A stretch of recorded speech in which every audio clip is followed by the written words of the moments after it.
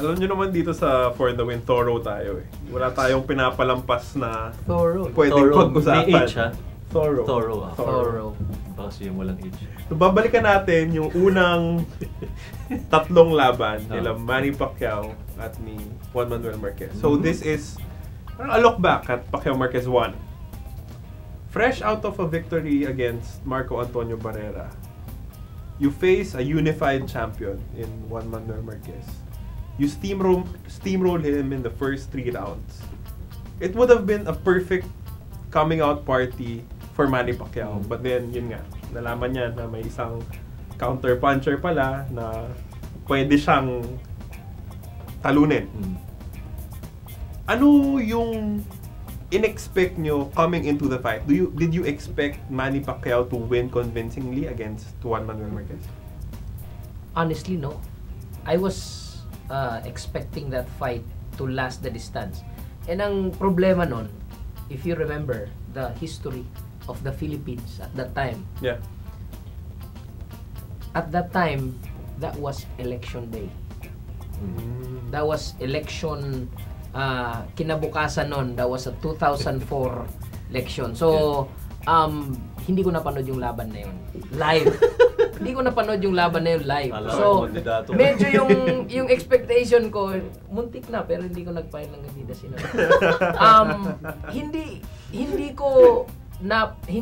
Hindi ko masyadong nasubaybayan yung parang pre-fight, a week before ganon.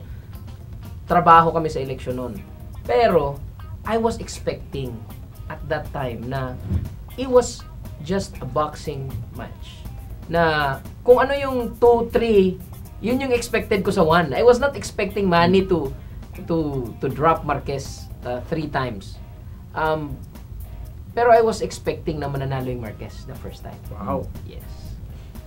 Ikaw, anong ginagawa mo ng mga panahong yan? Ako, nanood ako nun. Nanood ka? Nanood ako nun. Live ko pinanood yun. And kumpara doon sa mga ibang kaibigan ko na sinabi nilang, ay, sigurado na si Manny dyan. Ako, hindi ako sigurado.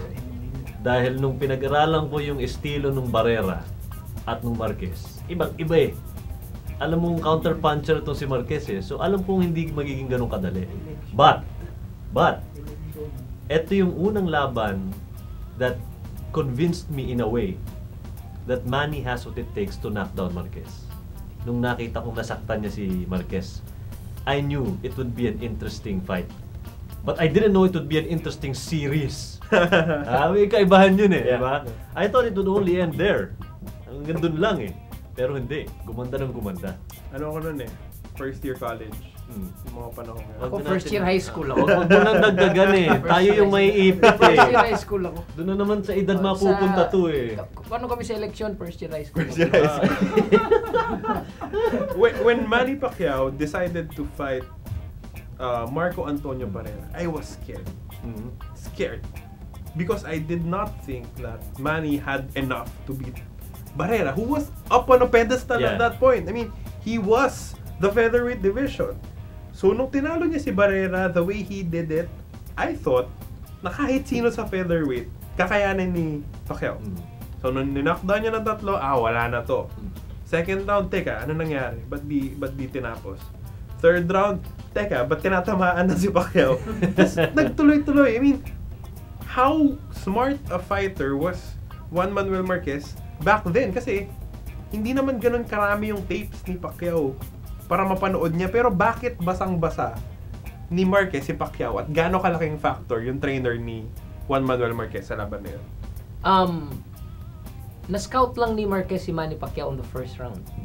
Dun lang? Dun lang. Feeling mo, dun lang talaga niya laman? And alam niya na malakas si Manny, pero kung papanoorin mo ulit yung tape at yung body conformation nilang dalawa, side by side in that fight, Manny was tiny. Yeah.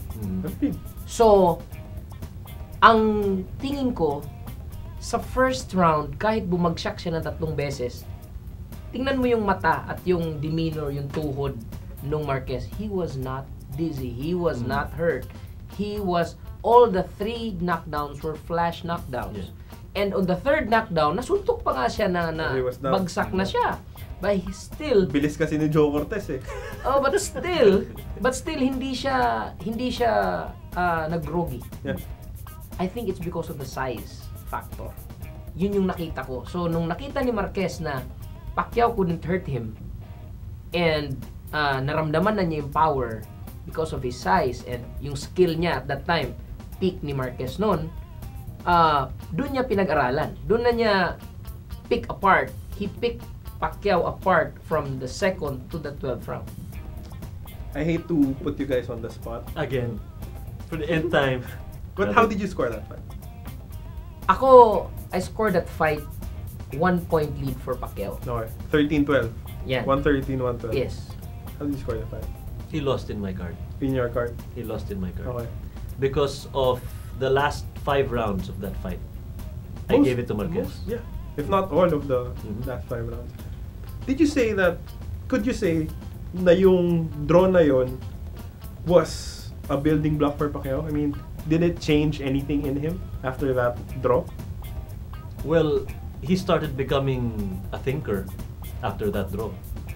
Because once a fighter thinks that he's invincible, once a fighter believes that there's no one out there who can defeat me, doon nakatapusan mo eh.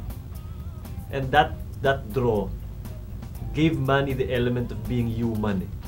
Na okay, tinalo ko yung pinnacle of Mexican boxing. Now here's another Mexican trying to assert himself against me. Eh tinalo ko na yung the best at that time. Yeah. I can beat this guy. It didn't come that way. It wasn't that easy for him, di ba? In my opinion, that changed Manny's mental frame of mind. Yeah. He changed as a boxer and as a person after that throw. Pero isa lang naman talaga yung pinakamalaking lesson ng Pacquiao Marquez 1. Huwag kayong bibili ng cheap na medyas.